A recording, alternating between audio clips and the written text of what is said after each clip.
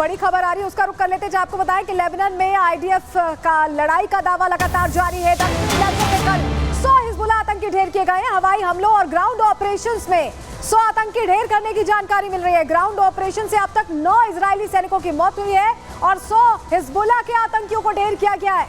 ये बड़ी जानकारी आपके सामने रख रहे हैं। दक्षिणी लेबनान में 100 हिजबुल्लाह आतंकी ढेर किए गए। आपको यह भी जानकारी दे दें कि आईडीएफ ने पहले ही ये डिक्लेरेशन दिया हुआ है, दक्षिणी लेबनान के लोगों को ये कहा हुआ है कि वो मूव कर जाएं, दूसरी जगह मूव कर जाएं, क्योंकि ग्राउंड ऑपरेशंस लगातार चल रहे हैं। लेकिन आपने देखा होगा, जैसे ही इस तरह की कोई बात होती है, अगर पाकिस्तान के साथ इंडिया का रिफ्ट होता है, तो हमारे जो विपक्षी नेता हैं वो कुछ और बोलने लगते हैं। लेकिन ऐसा इजराइल में नहीं हो रहा है। ऐसा बिल्कुल इजराइल में नहीं हो रहा है। नफ्ताली बेनेट हैं जो पूर्व प्रधानमंत्री है इजराइल के, वो समर्थन में हैं। ऐसा नहीं है कि उल्टा बोल रहे हैं। उन्होंने कहा है कि पिछले 50 सालों में अब तक इजराइल के पास मौका है मिडिल ईस्ट का चेहरा बदलने का। बड़ी बात कह दी है नफ्ताली बेनेट ने भी।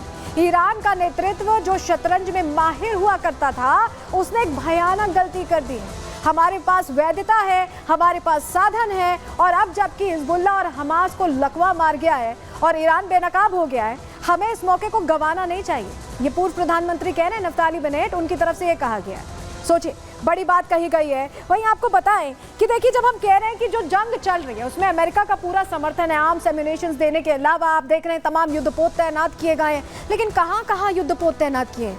कैसे इजराइल को इससे फायदा हो रहा है? कैसे ये युद्धपोत एक तरह से सुरक्षा कवच बने हुए हैं इजराइल के लिए? चलिए वो जानकारी अब जल्दी से आपके सामने रख देते हैं। देखिए, ओमान की खाड़ी में थियोडोर रूजवेल्ट एयरक्राफ्ट कैरियर है। जी हाँ, एयरक्राफ्ट कैरियर। ओमान की खाड़ी में ही यूएसएस जॉन एस मैकेन तैनात किया गया है। यूएसएस डैनियल इनोव भी ओमान की खाड़ी में तैनात किया गया। तो 3 तो ये हो गए ओमान की खाड़ी में। मल्लाका की खाड़ी की बात कर लेते हैं। अब्राहम लिंकन कैरियर आप समझते हैं, सारी चीजें होती हैं उसमें, फाइटर जेट से लेकर पूरा कैरियर स्ट्राइक ग्रुप होता है, पूरा एक शहर है वो अपने आप में।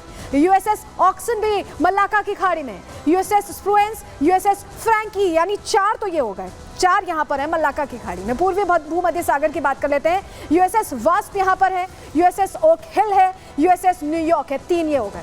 ठीक है, आगे बढ़ते हैं। मिडिल ईस्ट की अब बात कर लेते हैं। यूएसएस लेविस भी, यूएसएस कोल और यूएसएस माइकल मर्फी, पूरी मरीन जो उनकी एक तरह से फोर्स है उतार दिया है। भूमध्य सागर की बात कर लीजिए, यूएसएस अलीरबुर्ग, इसके अलावा यूएसएस लबून और यूएसएस रोजवेल्ट। यहाँ भी भूमध्य सागर में भी 3 है। तो आप समझ रहे हैं, जो सागरों से घिरा हुआ है, वहाँ अलग अलग जगहों पर अमेरिका की जो इतनी बड़ी तैनाती किस लिए है? सोचिए, 50,000 के करीब सैनिक होंगे जो यहाँ अलग अलग जगहों पर होंगे। फाइटर जेट्स होंगे, फाइटर हेलीकॉप्टर्स होंगे, सबमरीन्स होंगी, न्यूक्लियर सबमरीन्स होंगी, सब कुछ है, पूरा इकोसिस्टम है। और ये इकोसिस्टम किस लिए आप समझ रहे हैं ना? इजराइल को सपोर्ट करने के लिए। चलिए अब आपको जरा जल्दी से बता देते हैं। अब आपको बताते हैं कि जो ग्रेटर इजराइल का प्लान है उसके लिए काम कैसे किया जा रहा है, उसके लिए अमेरिका काम कैसे कर रहा है। अब जरा आपको ये हम बताने जा रहे हैं, क्योंकि ये आपके लिए समझना बहुत जरूरी है। चलिए जानकारी जल्दी से अब आपके सामने यहाँ पर रखते हैं, आपको बताते हैं क्यों हम ऐसा कह रहे हैं कि अमेरिका की ये बहुत बड़ी तैयारी। ये आप देखिए, ये जो तस्वीर आप देख रहे हैं, यहाँ पर आप देख पा रहे हैं कि यूएसएस अब्राहम लिंकन, जिसका जिक्र हमने किया था कि गल्फ ऑफ ओमान में है, जो बीच का इलाका आप देख रहे हैं, ईरान के पास जो बीच का इलाका है, जी हाँ, वो पर्शियन गल्फ है। और ये USS Abraham Lincoln Persian gulf तक जाने की कुव्वत रखता है, ताकत रखता है। और वहाँ मेडिटेरेनियन सी में, सब मेडिटेरेनियन सी की भी हम बात करें, हमारे साथ कर्नल शैलेंद्र जुड़ गए फिर से। मेडिटेरेनियन सी में हम देख रहे हैं यूएसएस हैरी ट्रूमन है। सर जरा ये बताइए, जरा दर्शकों को समझाइए, हम मैप भी दिखा रहे हैं। यूएसएस अब्राहम लिंकन कहा जाता है एक पूरा कैरियर स्ट्राइक ग्रुप है, पूरा एक शहर बसा हुआ है, उसमें सारी चीज़ें हैं, विनाश करने लायक सारी चीज़ें। वो फ्लोट कर रही है, और वो फ्लोट करके अगर बिल्कुल पहुंच जाए ईरान के पास पर्शियन गल्फ में, फिर क्या होगा? देखिए, यूएसएस का कोई भी स्ट्राइक ग्रुप अगर मूव करता है तो मैं आपको एक मोटे तौर पे बता दूं कि वो एक अपने आप में फुल फ्लेजेड आर्मी है, एक पूरी आर्मी मूव कर रही है, जिसको हम बोलते हैं। अगर आप देख रहे हैं कि 3-3 एयरक्राफ्ट कैरियर जो हैं अगर अपने आप में चल रहे हैं, तो ऑब्वियस बात है कि 3 अलग अलग आर्मी मूव हो रखी हैं as far as US is concern. और इसका सबसे बड़ा फायदा किससे मिलता है? इजराइल को मिलता है, क्योंकि इजराइल अकेला एक कंट्री है जिसके फेवर में ये सब कुछ किया जा रहा है। बिल्कुल, एक बार जरा दर्शकों को हम समझा देते हैं क्या हम समझाना चाह रहे हैं। देखिए, ये ओमान है, गल्फ ऑफ ओमान, और ये है पर्शियन गल्फ, और ये ईरान है जो हम समझा रहे हैं। ईरान है और ये इराक है और ये सऊदी अरब है, माफ कीजिएगा, पूरा। और यहाँ पर इजराइल है और यहाँ पर यूएसएस हैरी ट्रूमन है। ये मेडिटेरेनियन सी है, यानी यहाँ से अगर इजराइल को प्रोटेक्ट करना हो सर, तो इजराइल को प्रोटेक्ट करने का घेरा बनाया जा सकता है, कोई देश हमला नहीं कर सकता। ना केवल प्रोटेक्ट किया जा सकता है कि कोई भी अगर थ्रेटन करेगा उसको न्यूट्रलाइज किया जा सकता है। देखिए बड़ी बात कह रहे हैं, किसी भी तरह की मिसाइल अटैक अगर होता है ये उसको इंटरसेप्ट कर सकते हैं। अगर किसी एक वाइल्ड ड्रीम में भी ईरान बोलता है कि चलिए जी मैं 2 जहाज भेजूंगा, वो इससे पहले कि उसकी इराक की बाउंड्री क्रॉस होगी आप देखेंगे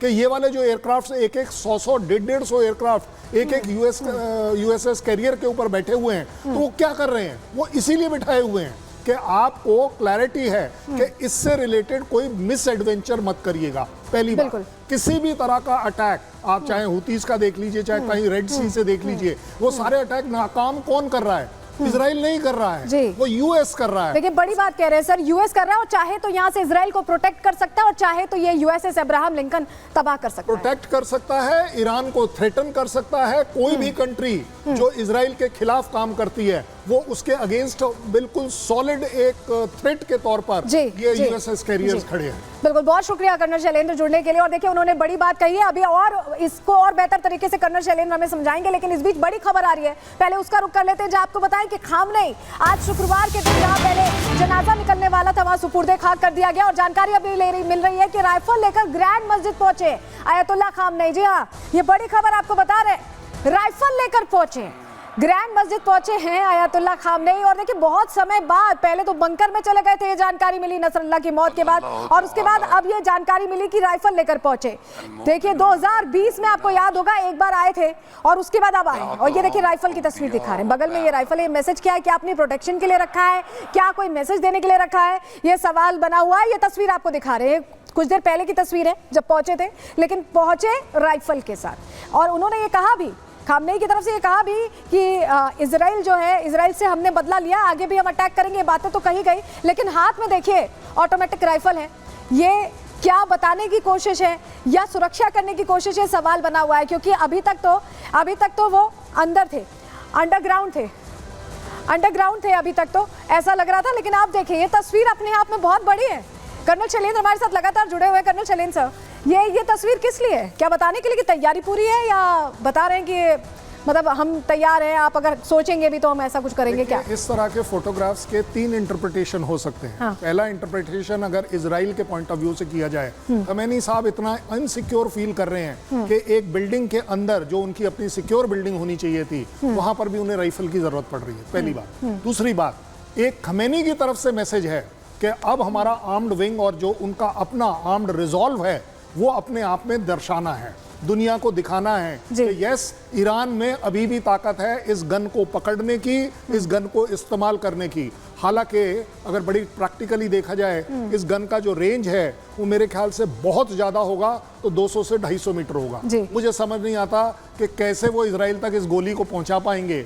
but yes, these are ceremonial gesture, इन्हीं को प्रोपोगंडा बोलते हैं, इन्हीं को इंफॉर्मेशन वॉरफेयर करते हैं कि यस, हम टूटे नहीं हैं, हम अभी भी लड़ाके के तौर पर खड़े हैं और हम इस लड़ाई को लड़ेंगे। I think this is the only message he can convey.